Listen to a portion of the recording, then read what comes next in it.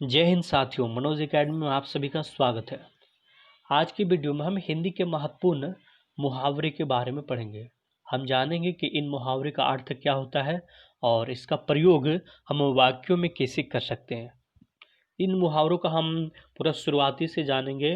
जो भी जितने भी स्वर और व्यंजन है उनके शुरुआती अक्षरों से हम ये मुहावरे को देखेंगे।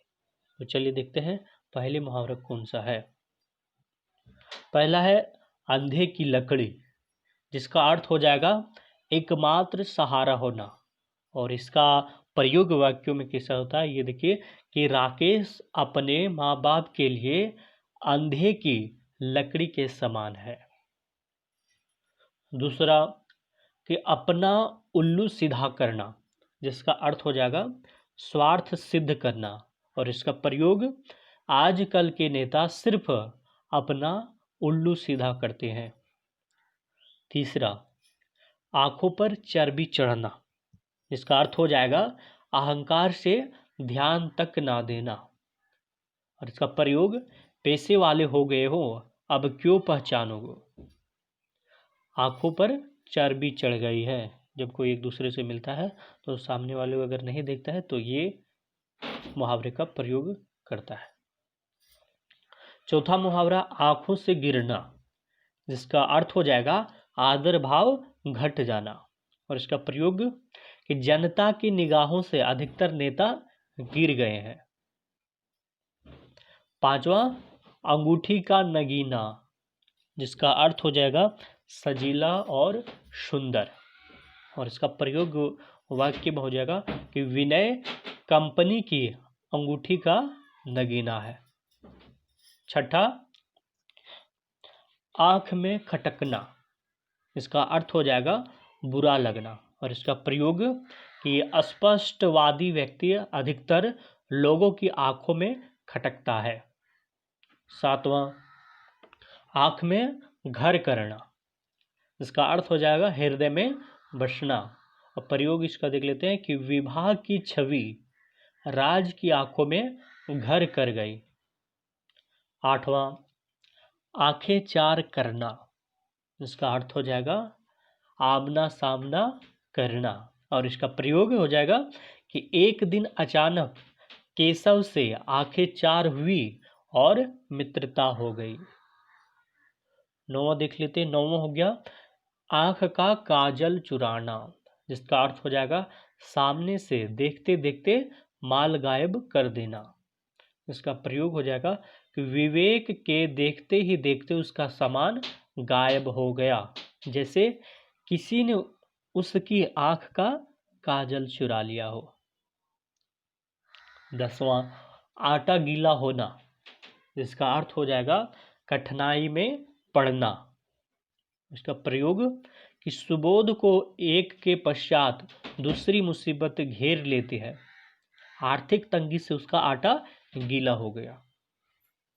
11वां आकाश पाताल एक करना, इसका अर्थ हो जाएगा कठिन परिश्रम करना।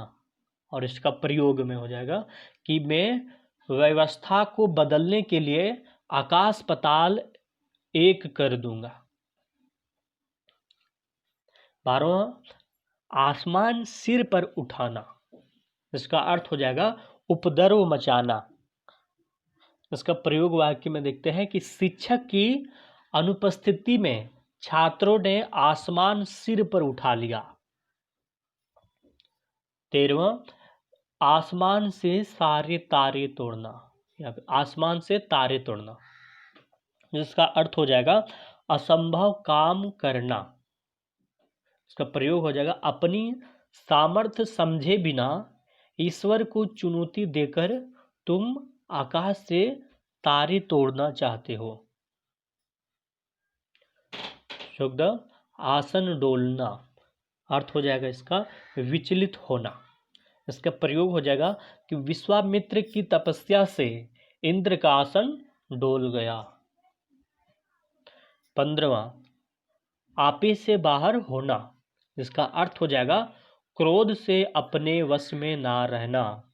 और इसका प्रयोग हो जाएगा कि फिरोज खिलजी ने आपे से बाहर होकर फकीर को मरवा दिया।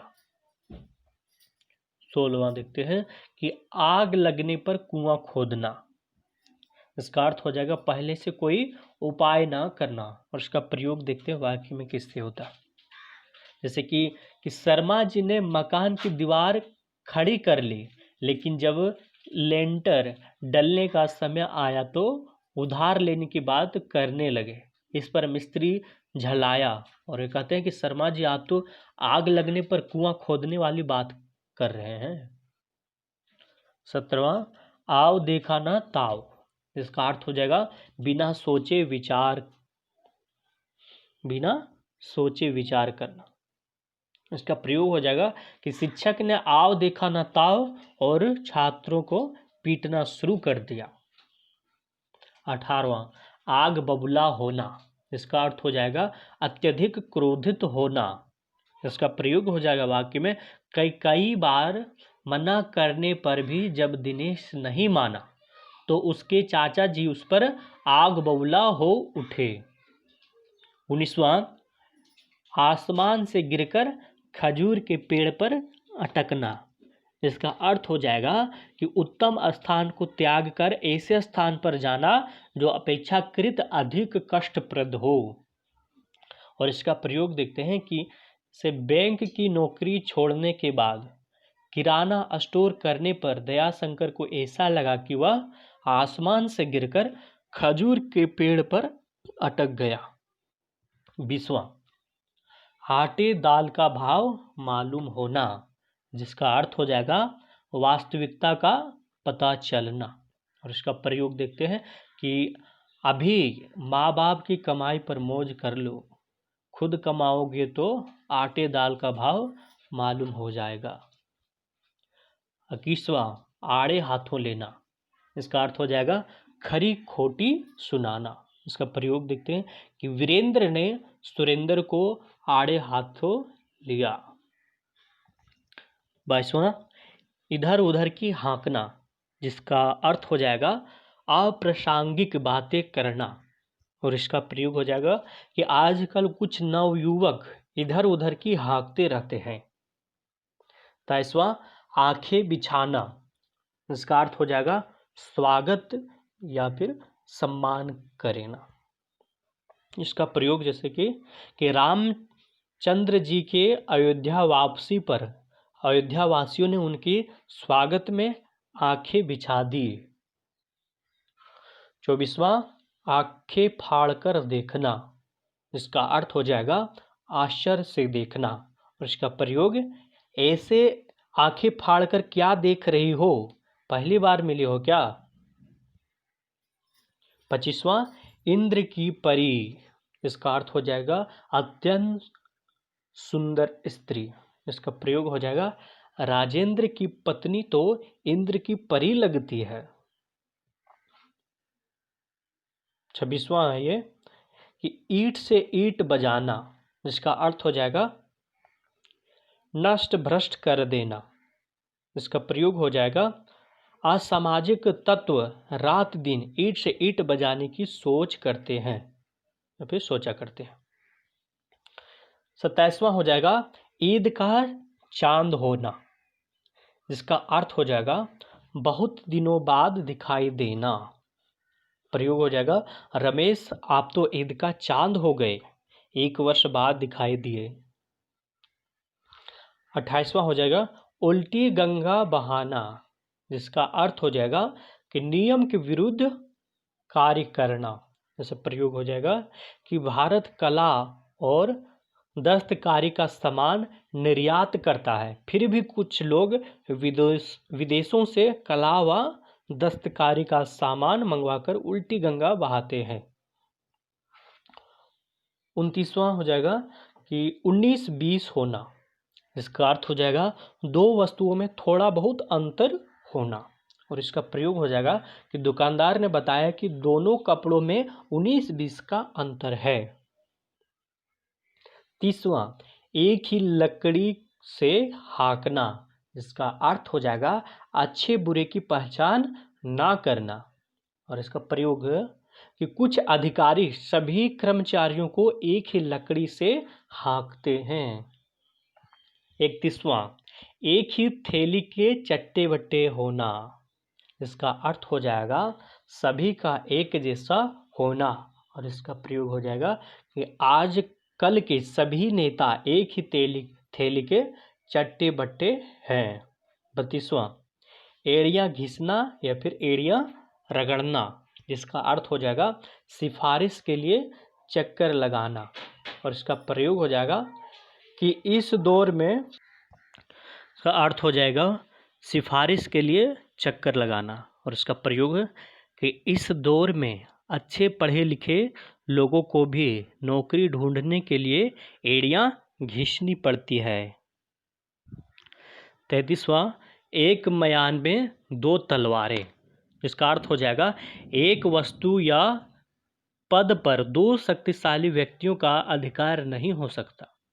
इसका प्रयोग हो जाएगा कि विद्यालय की प्रबंध समिति ने दो दो प्रधानाचार्य की नियुक्ति करके एक म्यान में दो तलवारें वाली बात कर दी है।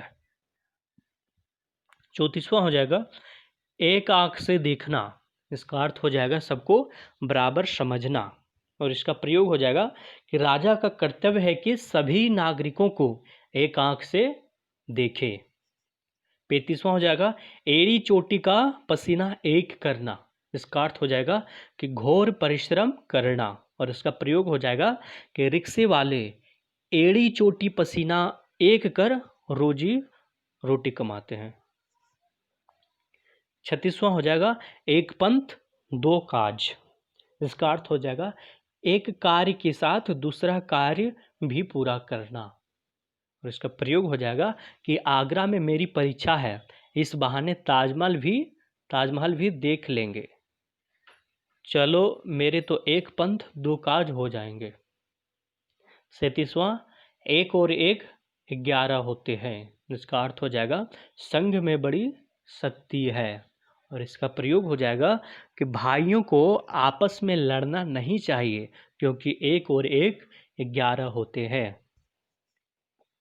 38वां औखली में सिर देना, इसका अर्थ हो जाएगा जानबूझकर अपने को जोखिम में डालना। और इसका प्रयोग हो जाएगा अपने से 4 गुना ताकतवर व्यक्ति से उलझने का मतलब है औखली में सिर देना। 39वां औने पौने करना, इसका अर्थ हो जाएगा कुछ मिले उसे उसी मूल्य पर बेच देना। इसका प्रयोग हो जाएगा रखे रखे यह कूलर अब खराब हो गया है, इसको तुरंत ही औने पौने में कबाड़ी के हाथ बेच दो। 40वां औंधे मुंह गिरना, इसका अर्थ हो जाएगा पराजित होना। और इसका प्रयोग हो जाएगा कि आज अखाड़े में एक पहलवान ने दूसरे पहलवान को ऐसा दांव मारा कि वह औंधे मुंह गिर गया। 41वां कच्चा खा जाना या फिर कच्चा चबा जाना, इसका अर्थ हो जाएगा पूरी तरह नष्ट कर देने की धमकी देना। और इसका प्रयोग हो जाएगा कि जब से दोनों मित्र अशोक और नरेश की लड़ाई हुई है तब से दोनों एक दूसरे को ऐसे देखते हैं जैसे कच्चा चबा जाना चाहते हो।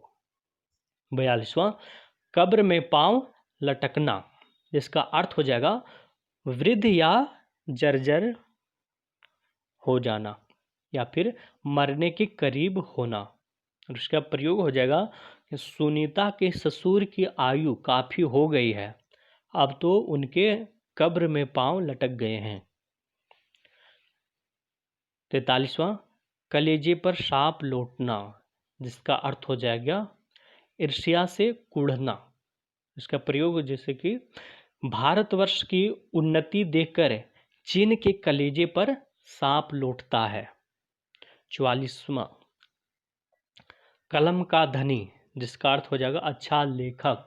और इसका प्रयोग हो जाएगा कि प्रेमचंद कलम के धनी थे। 45वां कलेजे का टुकड़ा, जिसका अर्थ हो जाएगा बहुत प्यारा। और इसका प्रयोग हो जाएगा कि सार्थक मेरे कलेजे का टुकड़ा है। 46वां कलेजा मुंह को आना, जिसका अर्थ हो जाएगा दुख होना। इसका प्रयोग हो जाएगा कि घायल की चित्रकार सुनकर कलेजा मुंह को आता है। 47वां कान भरना, इसका अर्थ हो जाएगा चुगली करना, और इसका प्रयोग हो जाएगा कि मंथरा ने कैकेयी के कान भरे थे। 48वां काटने दौड़ना, जिसका अर्थ हो जाएगा चिड़चिड़ाना या फिर क्रोध करना, और इसका प्रयोग हो जाएगा विनीता बहुत कमजोर हो गई है, जरा जरा सी बात पर काटने को दौड़ती है। 49वां हो जाएगा कीचड़ उछालना, जिसका अर्थ हो जाएगा बदनाम करना, और इसका प्रयोग वाक्य में हो जाता है कि नेताओं का कार्य एक दूसरे पर कीचड़ उछालना रह गया है। 50वां कूप मंडूक, या फिर सुने होंगे कुएं का मेढक, इसका अर्थ हो जाएगा सीमित ज्ञान, और इसका प्रयोग हो जाएगा कि झोला छाप डॉक्टरों पर अधिक विश्वास मत करो, ये तो कूप मंडूक होते हैं। तो इस वीडियो में हम इतना ही करेंगे, और जब इस मुहावरे का पार्ट 2 आएगा तो और जितने भी अक्षर बच गए हैं उसके ऊपर हम मुहावरे को बताएंगे। तो इस वीडियो में आपको कैसा लगा यह आप हमें कमेंट करके अवश्य बताएं। साथ ही हमारे चैनल में यदि आप न्यू आए हैं तो हमारे चैनल को सब्सक्राइब अवश्य कर लें। बहुत बहुत धन्यवाद।